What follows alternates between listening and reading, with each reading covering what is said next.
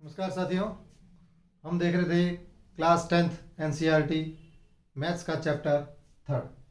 पिछले वीडियो में हम इंट्रोडक्शन देख चुके हैं कि किस प्रकार से 3rd चैप्टर को अपन को करना है। तो 3.1 3.2 किस टाइप से हो सकेगी। तो अगर आपने वो टेबल अच्छी तरह से देख ली है, अच्छी तरह से याद कर ली है, तो हम आगे क्वेश्चन कर पाएंगे। आज हम एक एग्जाम्पल देखते हैं। एक एग्जाम्पल दिया हुआ है आपके बुक में कि दो इक्वेशन दी हुई है और ये पूछ रहा है कि ये जो इक्वेशन है, पेयर ऑफ इक्वेशन, क्या ये कंसिस्टेंट है। इफ सो, यदि है तो इसको ग्राफिकली सॉल्व करके बताइए। ठीक है, तो कंसिस्टेंट क्या होता है, कैसे होता है, पहले बता चुका आपको। नहीं ध्यान है तो पुराना वीडियो आप देख लीजिए, उसमें बिल्कुल अच्छी तरह से एक्सप्लेन किया हुआ है। उसमें आप बताया हुआ है कि यदि a1 जो है a1/a2 b1/b2 के बराबर नहीं है तो वो लाइन क्या होगी, कंसिस्टेंट होगी, और उसके अंदर दोनों लाइनें जो है आपस में इंटरसेक्ट होगी। अब इसमें a1 a2 क्या है, इसमें देखते हैं। ये पहली इक्वेशन है, ये दूसरी इक्वेशन है। पहली इक्वेशन में जो x के साथ होगा वो a1 है, x के साथ कोई नहीं है मतलब 1 है। a2 दूसरी इक्वेशन में x के साथ जो होगा वो a2। पहली इक्वेशन में y के साथ जो होगा वो b1, दूसरी इक्वेशन में y के साथ जो होगा वो b2। अब ये दोनों कर सकते हैं, 3 1 जा 3 3 1 जा 3। क्या 1/2 1/1 के बराबर है? नहीं है कि नहीं है? नहीं है। तो ये a1 a2 b1 b2 इसको फॉलो कर रहा है। ये इसका मतलब ये कंसिस्टेंट है। और इसमें क्या होगा, जो ग्राफ बनाएंगे उसमें दो लाइनें बनेगी और दो लाइनें आपस में एक दूसरे को काटेगी। इसका मतलब एक सॉल्यूशन होगा। तो ये तो बात हुई कंसिस्टेंट की, कंसिस्टेंट है कि नहीं है। तो ये चेक करना है, a1 a2 b1 b2 c1 c2 को चेक कीजिए, अपना पता चल जाएगा। और फिर उसको ग्राफिकली कैसे सॉल्व करना है वो हम आगे देखते हैं। अभी करके देखते हैं। इसमें अपन देखा कि पहली क्वेश्चन दी हुई है x + 3y = 6। तो इसमें आप क्या करना है, एक x या y किसी की वैल्यू निकालनी है। x का निकालो तो 6, 3y उधर जाएगा तो -3y हो जाएगा। हो गया? कैसे हुआ ये आपको पहले बता चुका हूँ, आपने पढ़ा हुआ छोटी क्लास में। प्लस होता है वो इधर जाता है तो माइनस हो जाता है, मल्टीप्लाई उधर जाता है तो डिवाइड हो जाता है। ये आपको ध्यान है। प्लस है और इक्वल टू उधर कोई वैल्यू जा रही है तो माइनस हो जाएगी, माइनस है और इक्वल टू उधर जा रही है तो प्लस हो जाएगी। ऐसे ही मल्टीप्लाई है तो वो इक्वल टू के उधर जाएगा तो डिवाइड, और डिवाइड है और वो इक्वल टू उधर जाएगा तो मल्टीप्लाई। इसको सॉल्व करें। इसमें क्या करना है, अपन को वैल्यू रखनी है। जैसे मैं y है तो लेट y = 0। y की वैल्यू यदि 0 रखूँ तो x = क्या हो जाएगा, 6 - 3। y की जगह 0 रखिए, 0। 6 - 3 को 0 से मल्टीप्लाई किया तो 0, 6 में 0 माइनस किया तो 6। x की वैल्यू क्या आ गई, 6। तो अपन को बॉक्स बनाना है, दो बॉक्स बनेंगे। एक बॉक्स जो है एक इक्वेशन से और दूसरा बॉक्स दूसरे इक्वेशन से। यहाँ हम देख रहे हैं y की वैल्यू मैंने जब 0 ली, y की वैल्यू जब 0 ली तो x की वैल्यू क्या आई, 6 आई। x की वैल्यू 6 आई। ऐसे हमें दूसरी वैल्यू निकालनी है। लेट y = क्या ले लें, 1 ले लें, ये ले लो 1। x = क्या हो जाएगा, 6 - 3। y की जगह क्या रख देंगे, 1। 6 - 3 को 1 से मल्टीप्लाई किया 3, और 6 में 3 माइनस किया 3। x की वैल्यू क्या आ गई, 3। y की वैल्यू 1 रखी तो x की वैल्यू 3 आई। y की वैल्यू 1 तो y की वैल्यू 1, x की वैल्यू कितनी आई, 3। तो ये क्लियर। ये अच्छी तरह से देख लीजिए, एक इक्वेशन से एक बॉक्स बन गया है आपके सामने। दूसरा देखते हैं, दूसरी इक्वेशन से। दूसरी इक्वेशन दी है आपको 2x - 3y = 12। ये आपको दिया हुआ है। अब चाहे आप इसको इधर ले जाओ तो भी हो जाएगा, चाहे आप इसको उधर ले जाओ तो भी क्वेश्चन हो जाएगा। सिंपल कौन सा रहेगा, माइनस। अगर मैं इसको उधर ले जाता हूँ तो यहाँ पीछे बच जाएगा -3y। तो माइनस रह रहा है तो माइनस वाली वैल्यू आपको अवॉइड करनी है, प्लस 1 लेनी है। तो 2x को रहने दीजिए, इसको उधर ले जाइए। तो 2x यहीं रहने दिया, 12 यहाँ था, -3y उधर जाएगा तो +3y। फिर अभी भी x की वैल्यू नहीं आई है, 2 घटाना पड़ेगा। इन दोनों के बीच में कोई निशान नहीं है, इसका मतलब मल्टीप्लाई का निशान है। और मल्टीप्लाई जब उधर जाएगा तो क्या हो जाएगा, डिवाइड। तो x की वैल्यू हो जाएगी 12 + 3y/2। तो एक तो ये इक्वेशन बन गई, इधर अपने ये बन गई थी। अब कुछ नहीं, अब वैल्यू रखिए, अपने आप दूसरा बॉक्स बन जाएगा अपने आप। दो बॉक्स बनेंगे, और बाद में इन दो बॉक्स से क्या बनेगी, ग्राफ बन जाएगा। ठीक है, यहाँ मैं y की वैल्यू रखूंगा, तो यहाँ भी लिखिए let y is equal to 0। यदि y 0 रखें तो x की वैल्यू क्या होगी, 12 प्लस 3 और y की वैल्यू 0/2। 12 प्लस 3 की वैल्यू 3 को 0 से मल्टीप्लाई करेंगे तो 0 जाएगा अपॉन 2। 12 में 0 जोड़ा 12/2, 12 को 2 डिवाइड किया 6 आ गया। तो y मैंने जब 0 रखा, y को मैंने जब 0 रखा तो x की वैल्यू क्या आई, 6 आई, ये 6 आई। ऐसे आप दूसरा लीजिए, let y is equal to, बोलो क्या रखें, 1 रखूं।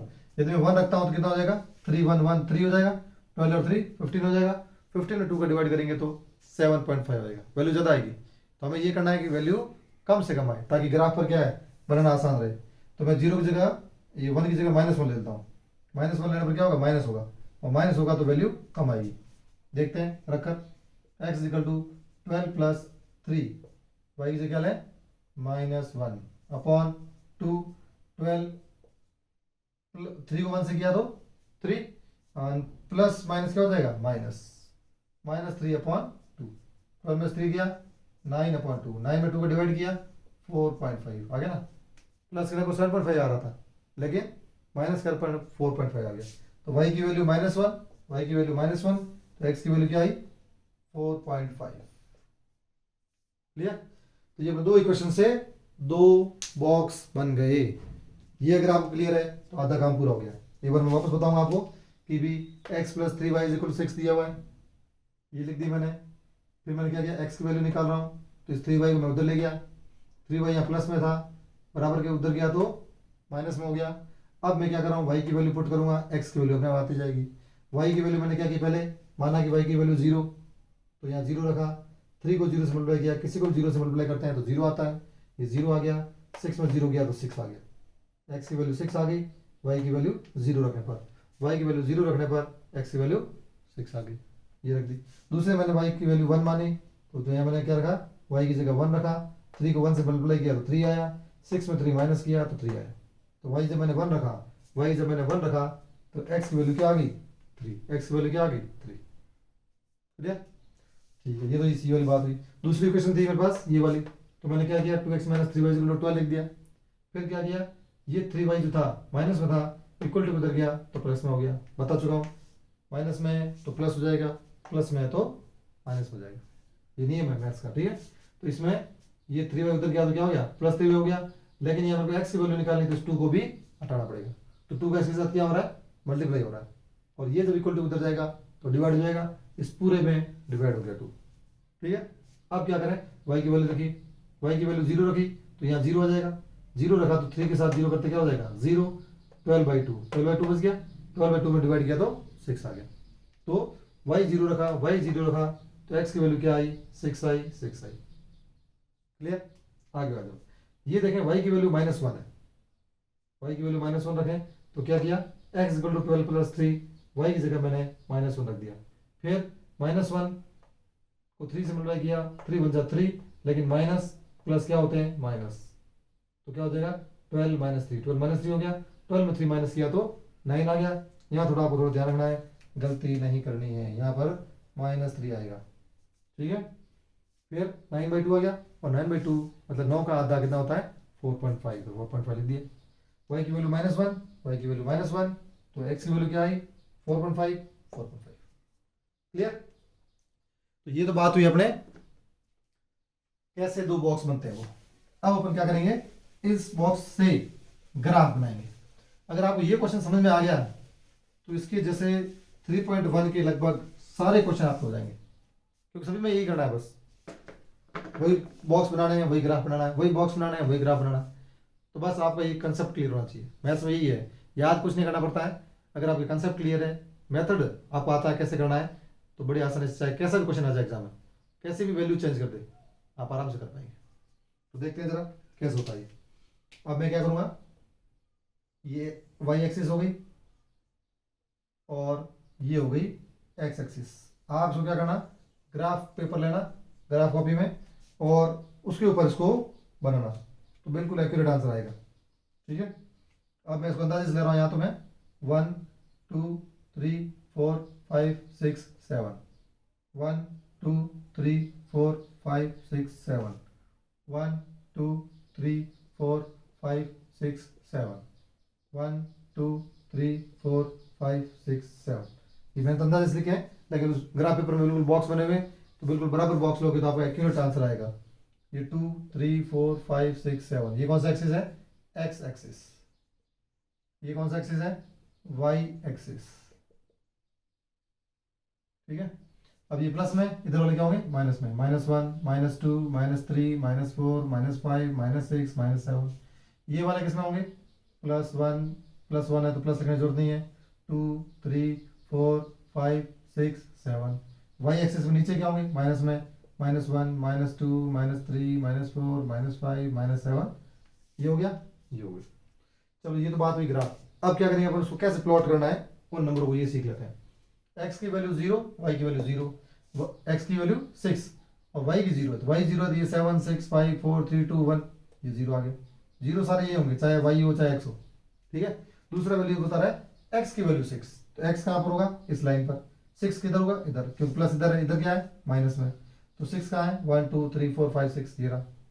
6 इधर है, 0 यहाँ है, इन दोनों को क्रॉस करेंगे तो लाइन यहाँ मिलेगी और पॉइंट अपना बन जाएगा यहाँ पर। ये बनेगा 6 और 0, एक पॉइंट आ गया। दूसरा पॉइंट क्या है? y की वैल्यू 1 है, x की वैल्यू 3। y की वैल्यू 1 कहाँ होगी? ये रहा y की वैल्यू 1। x की वैल्यू 3 कहाँ होगी? ये रहा x की वैल्यू 3। तो ये दोनों कहाँ कटेंगे? ये 1 ये 3 दोनों आपस में कहाँ मिलेंगे? यहाँ। ये कौन सा पॉइंट आ गया? 3 और 1। पहले x लिखते हैं बाद में y लिखते हैं, ये थोड़ा ध्यान रखना। पता होगा आपको, पहले पढ़ चुके हैं आप छोटी क्लास में। सबसे पहले इनके अंदर कोऑर्डिनेट्स के अंदर पहले x लिखते हैं बाद में y लिखते हैं। अभी अपने पास 2 पॉइंट आ गए तो 2 पॉइंट से क्या होता है? लाइन बन जाएगी आराम से। आप स्केल लेना और इन 2 पॉइंट को मिला देना, इसको आगे बढ़ा देना, इसको पीछे बढ़ा देना, ये अपने बन गई एक लाइन। ठीक है। चलो दूसरे लाइन बनाते हैं। दूसरे लाइन में क्या करा है? दूसरे बॉक्स से x 6 और y 0, y 0 x 6 ये सेम बिंदु आ गया, सेम पॉइंट। दूसरा कह रहा है y की वैल्यू -1 और x की वैल्यू 4.5। y की वैल्यू -1 है, माइनस में मतलब नीचे, ये नीचे आ गया, यहाँ पर आ गया। x की वैल्यू 4.5, ये 4 और ये 5 दोनों के बीच में 4.5 यहाँ होगा। ये जाएगा इधर, ये आएगा यहाँ से बिल्कुल दोनों के बीच में और ये पॉइंट बन जाएगा 4.5। x को पहले लिखना है, y को बाद में लिखना है, ये पॉइंट ये हो जाएगा। 2 पॉइंट आ गए। अब इन 2 पॉइंट को स्केल से जोड़ दो, इन दोनों को स्केल से जोड़ दो। ये बढ़ जाएगी आगे, ये चल जाएगी पीछे। दोनों आपस में कहाँ कट रही है? 2 कट रही है कहाँ पर? 6 0 पर। अब आप बताएं पहली वैल्यू क्या है x की? तो x की वैल्यू आ गई 6 और y की वैल्यू क्या है? 0। तो ये अपने क्या आ गए? सॉल्यूशन। तो ये अपना आंसर आ गया। क्लियर? और ये हम पहले पढ़ भी चुके हैं टेबल में कि यदि ये कंसिस्टेंट है और अगर इंटरसेक्टिंग लाइंस जो है इनको काट रही है किसी एक पॉइंट पर, तो वो पॉइंट जो होगा इसका यूनिक सॉल्यूशन होगा, वही इसका एक्यूरेट आंसर होगा। क्लियर? तो अपना आंसर क्या आ गया? x की वैल्यू आ गई 6 और y की वैल्यू क्या आ गई? 0। ये दोनों लाइनें आपस में जहाँ कट रही है जिस पॉइंट पर, वो पॉइंट एकदम आपका आंसर होगा। और आप ग्राफ से करोगे तो बिल्कुल एक्यूरेट आएगा, कोई इसमें किंतु परंतु नहीं है। ठीक है। तो ये आपका आंसर आ गया 6 और 0। इसको आप एक बार ग्राफ पेपर पे खुद करें, इसको सॉल्व करें, इसकी वैल्यू लें, इस वैल्यू चेंज करके भी लें, तो भी आपका आंसर जो है तरीका यही है। तरीका आपको समझ में आना चाहिए। मेरा जो मेन जो इसका उद्देश्य है वो यही है कि आप उसको समझ लें और फिर इस टाइप की काफ़ी क्वेश्चन जो है 3.1 आप करेंगे तो आपकी प्रैक्टिस हो जाएगी। मैं भी करवाऊंगा आपको एक क्वेश्चन, अगले वीडियो में लेंगे। वीडियो काफ़ी लंबा हो गया है, आप इसको समझें। समझ में नहीं आता है तो आप कमेंट बॉक्स में पूछिए, आपको जवाब दिया जाएगा। और यदि आपको समझ में आ गया है तो अपने दोस्तों के साथ शेयर कीजिए, इसका फ़ायदा सभी उठाएं। तो पढ़ते रहिए, मस्त रहिए, बेस्ट ऑफ लक।